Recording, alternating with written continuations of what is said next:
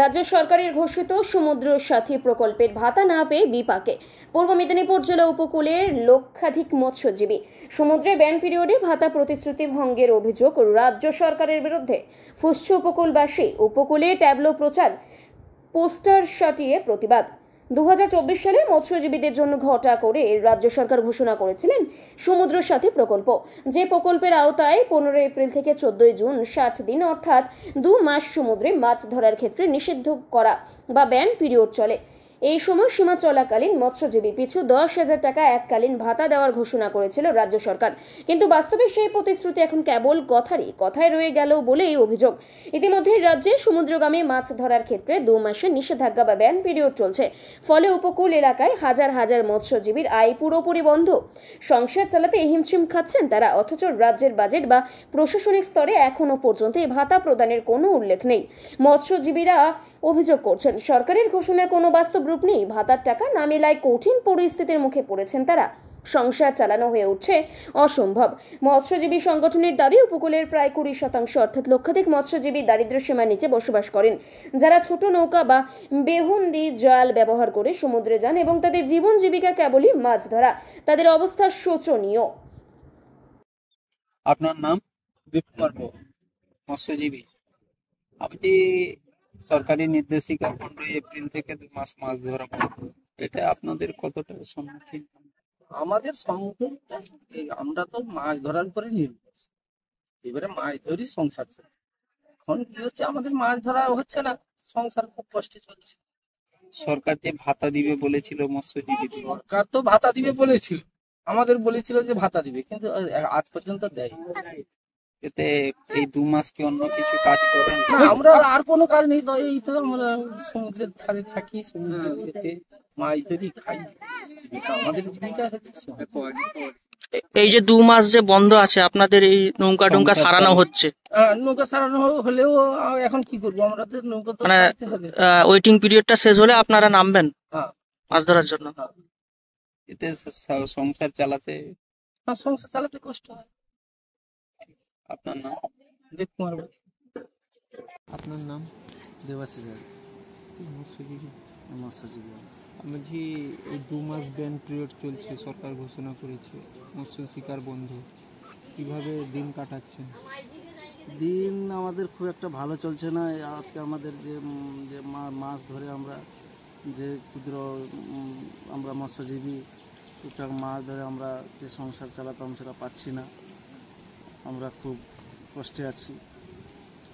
আর আমাদের যে 2 বছর ঘোষণা হয়েছিল যে যারা ক্ষুদ্র মৎস্যজীবীদের, প্রকৃত মৎস্যজীবীদের যে ভাতা দেওয়ার কথা ছিল সেটাও পাচ্ছি না। আমাদের খুব কষ্টে জীবনযাপন চলছে। বলছি, এই 2 মাসে অন্য কিছু কাজ করছেন? ওই আর কোনো কিছু কাজ করছি না, ঘরে বসে আছি। সংসার কীভাবে চলছে? এই যতটুকু আমরা এই আছে আমাদের সঞ্চয় করে রেখেছি সেগুলো আমাদের নিয়ে চলছে টুকটাক। ভাতা পেলে কতটা সুবিধা হতো? সুবিধা হতো, যা হোক হেল্প হতো।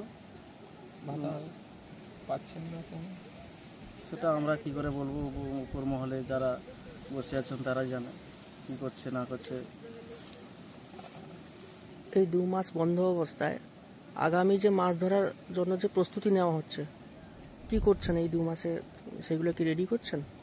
হ্যাঁ, আমরা আমাদের রেডি আছে, জাল ফাল আছে। আমরা আবার 2 মাসের পর চালু করব, ধরবো মাছ ধরে আমরা সংসার চলবে আমাদের মৎস্যজীবীদের। মৎস্যজীবীদের ব্যান পিরিয়ড চলছে, আপনার এলাকায় সব থেকে বেশি মৎস্যজীবী, তারা খুব দুরবস্থার মধ্যে দিন কাটাচ্ছে। এই পঞ্চায়েতকে প্রধান হিসাবে কি বলবেন?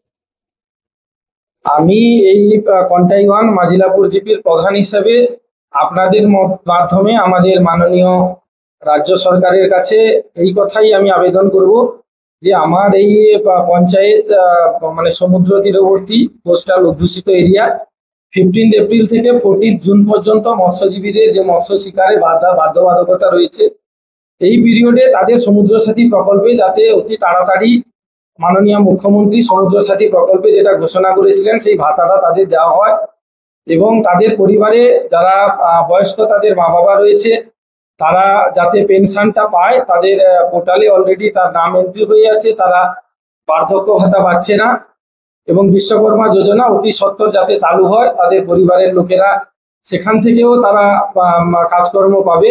এবং আরেকটা কথা বলবো, যারা বয়স্ক মৎস্যজীবীদের মা বাবারা, তারা আয়ুষ্মান ভারত থেকে বঞ্চিত হচ্ছে। তারা অল ওভার ইন্ডিয়ায় সমস্ত হসপিটালে আয়ুষ্মান ভারতের মাধ্যমে চিকিৎসা ব্যবস্থা, যেটা আমাদের ভারত সরকারের ব্যবস্থা রয়েছে, সেটাও যাতে খুব তাড়াতাড়ি চালু করে, সেই জন্য আমি রাজ্য সরকারের দৃষ্টি আকর্ষণ করি। আমাদের কতখানি মৎস্যজীবী রয়েছে, মৎস্যজীবী পরিবার রয়েছে আপনারা? আমাদের এই এলাকায় বিশেষ করে আমার কন্টাই 1 এর যে মাজিলাপুর অঞ্চল, এই মাজিলাপুর অঞ্চলের আমাদের 80% লোক মৎস্যজীবী এবং কৃষিজীবী। খুব সামান্য লোক যারা ব্যবসা এবং চাকুরি শ্রেণীর লোকেরা। এই 80% লোকের যে কৃষি এবং মৎস্য, বিশেষ করে মৎস্য শিকারী, তারা ছোট নৌকা থেকে, লঞ্চ থেকে, তারা ট্রলারে তারা মৎস্য। আমি যে দাদা, মৎস্যজীবীদের ভাতা দেওয়ার কথা ছিল কিন্তু দেয়নি সরকার, আর খুব কষ্টের মধ্যে তারা আছেন। আমরা দেখছিলাম, দেখলাম। সেটা হচ্ছে যে 2024 সালে রাজ্য সরকার মৎস্য দপ্তর রাজ্য সরকার 2024 সালে রাজ্য সরকার মৎস্যজীবীদের জন্য সমুদ্র সাথী প্রকল্প ঘোষণা করে এবং এই প্রকল্পের মাধ্যমে যারা ব্যান পিরিয়ডে সামুদ্রিক মৎস্যজীবী আছে, যারা ব্যান পিরিয়ড পালন করে, তো তাদেরকে এককালীন 10,000 টাকা দেওয়ার, 2 মাসে 10,000 টাকা দেওয়ার পরিকল্পনা ঘোষণা করে। কিন্তু আজও অবধি সেই পরিকল্পনার বাস্তবায়ন হয়নি। সমুদ্র সাথী প্রকল্প ঘোষণা করার পরে এবং সেই প্রকল্পের জন্য অর্থ বরাদ্দ না করা, এটা একটা মৎস্যজীবীদের সাথে প্রবঞ্চনা করা হয়েছে।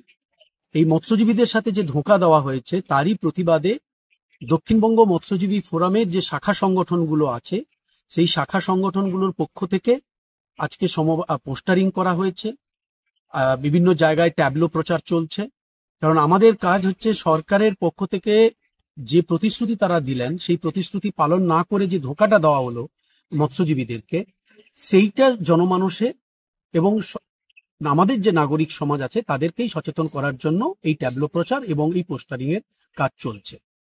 আমরা এবছরও অর্থ বরাদ্দ দেখেছি, অর্থ বরাদ্দ ক্ষেত্রেও দেখেছি অর্থ বরাদ্দ এই প্রকল্পে হয়নি, বাজেটেও বলা হয়নি এবং অর্থ বরাদ্দও করা হয়নি। এই যে মৎস্যজীবীদের সাথে সরকার বারবার এই প্রবঞ্চনাটা করছে, তারই প্রতিবাদে এই ট্যাবলো প্রচার। আমরা মনে করি যে সরকার অতি দ্রুত তারা এই প্রকল্পের বাস্তবায়ন করবে এবং যে সমস্যা তৈরি হয়েছে এই সমুদ্র সাথী প্রকল্পকে